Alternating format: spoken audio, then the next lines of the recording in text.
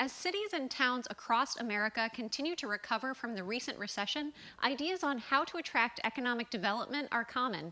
But in the city of Gary, where the tax base has been in decline for decades, officials know it will take much more than ideas to change the city's future. This week, two events made headlines with claims of real change and fast. City leaders say what's coming in the next few months might even seem like magic. The city of Gary is no stranger to broken promises, so when powerful people say positive change is on the way, residents in the Steel City are understandably skeptical. But some officials say the evidence of that change is already beginning to appear. The city of Gary is now prepared and able to engage serious investors and serious developers and get things done. We are not in the practice of throwing good money after bad.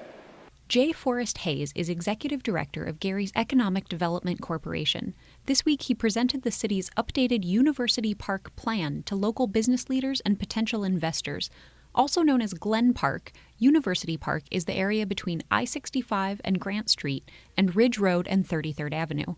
City officials plan to use the campuses of Indiana University Northwest, Ivy Tech, and the Gary Career Center as anchors in the community and build retail and dining options for the students at those institutions.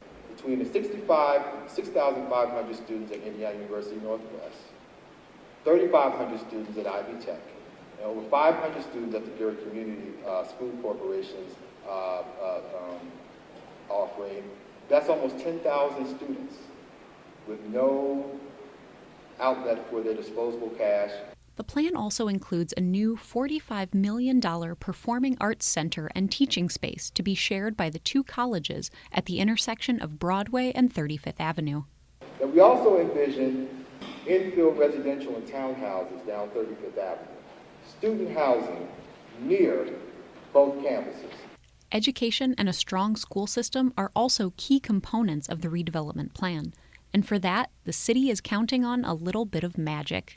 I grew up poor, but I didn't have poor dreams.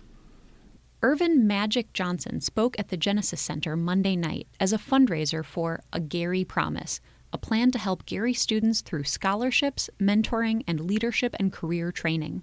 My whole passion is inner city youth and making sure that they understand that it's about their education, not about playing ball. Johnson's promise claims to be about much more than signing checks.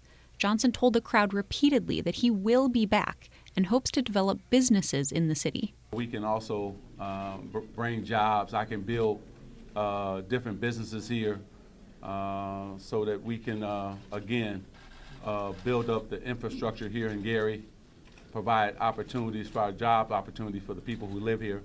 Johnson currently owns about 125 Starbucks franchises, and that's just the kind of development the city hopes to attract to University Park. This footprint has room for 5, 6, 7, 8, 9 mixed-use development properties.